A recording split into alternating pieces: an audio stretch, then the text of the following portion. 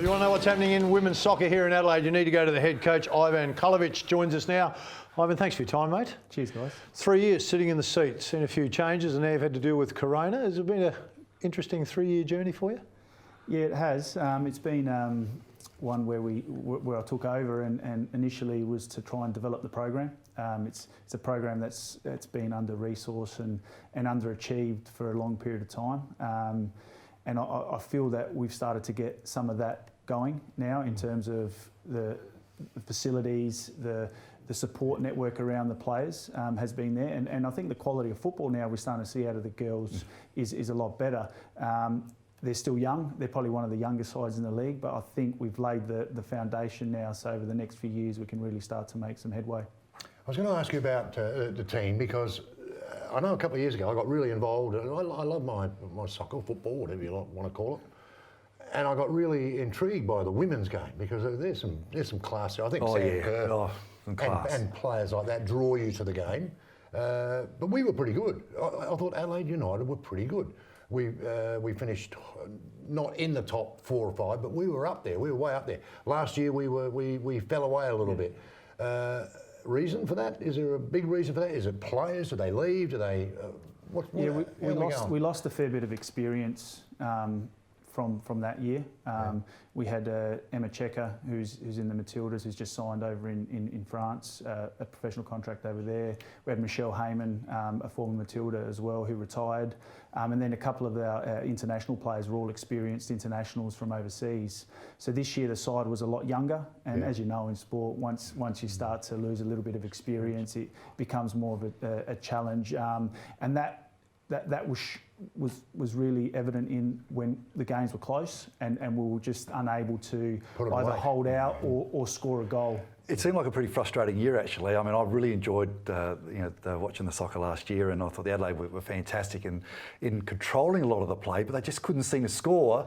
And then all of a sudden, the opposition went straight down and scored a goal. Yeah, that was pretty so much. I can't believe you got your hair, because I know I was frustrated watching on the lounge, that's for sure. That pretty much summed up our year, where we would have a lot of goal scoring opportunities. I think our 2 attackers after the first 4 or 5 games were leading the league in shots on goal. But we hadn't won a game yet, so that was just really the story of our season. But you've got some good juniors though. Look at Chelsea Dorber, and I think I think she was in about 4 or 5 goal of the week during the year, and you got a lot of youngsters, which is exciting for a coach point of view. Yeah, look, and that's like I said, we've got a fair few young players. Chelsea had a good year. She's had some rotten luck with injuries over the last couple of years, but we were able to see some of her qualities, and she scored a couple of good goals and featured in a couple of the teams of the week. So we've got some good young promising players. I think, like I said, the foundation's there. Now it's a matter of really pushing forward and looking to climb up the table.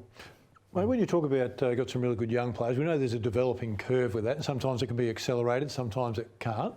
For you as the coach, identifying the talent, then developing it, what do you reckon we're a couple of years away from starting to be fairly consistent again? I think so. Yeah, I think people get carried away in terms of we'll get some young players and within a year or two that all of a sudden they're going to be up there where they need to be. It just takes time, and I think the other key ingredient is how many experienced players you can have in and around them, because I think a lot of people underestimate the importance of experienced players, because you've got a coach on the sideline, but an experienced player on the field, they tend to follow, they tend to see their habits, yourselves, playing the sport, and whatever sport it is, you always look to that star player, that experienced player, and you look at their habits and what they do on and off the field, and you develop a lot quicker that way, I feel. Okay. Do you have a salary cap, things like that? Yeah, we do. Same with all clubs? It is, yeah. Look, the cap doesn't affect us too much. We don't, in terms of from a monetary point of view, we're certainly not on one of the highest spending sides.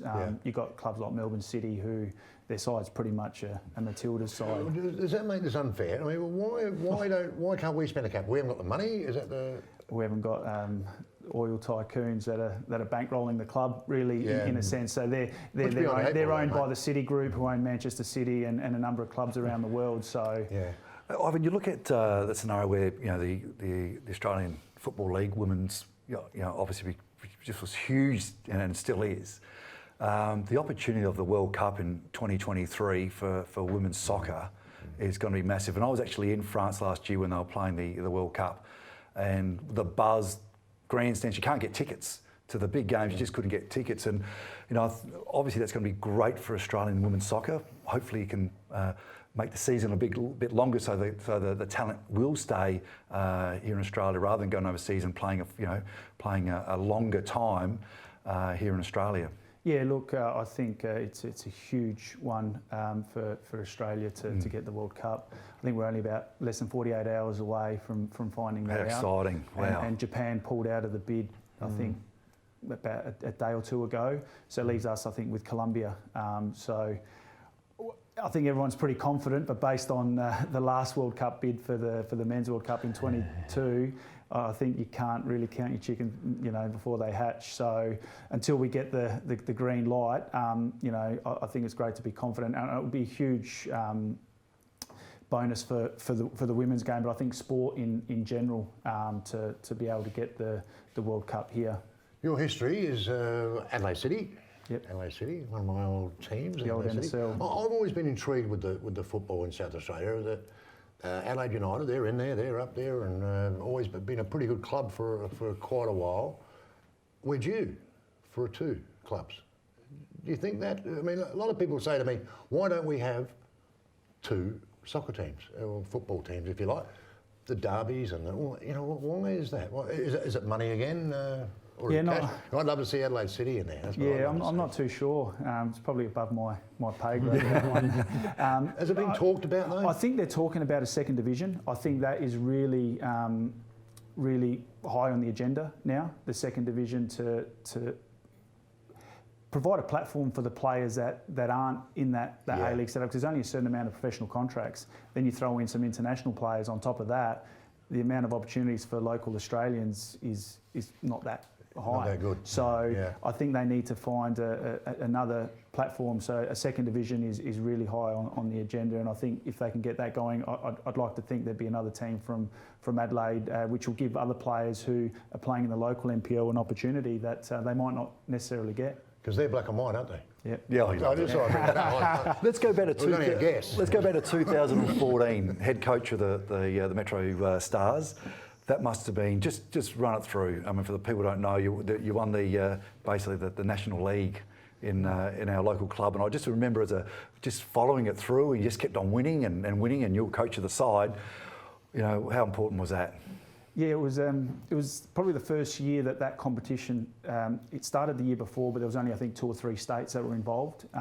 So 2014 was the first year where it was every state involved. And yeah, it was funny because halfway through the year we were struggling and started off the season poorly, and you get the old meeting with the committee, and I just said to them, look, trust me, we've got a good side. I think if we can get it going, we'll do well. And lo and behold, we went on a roll, finished minor premiers, went on to play in the NPL series, and went to WA, then to Victoria, and then the final in New South Wales.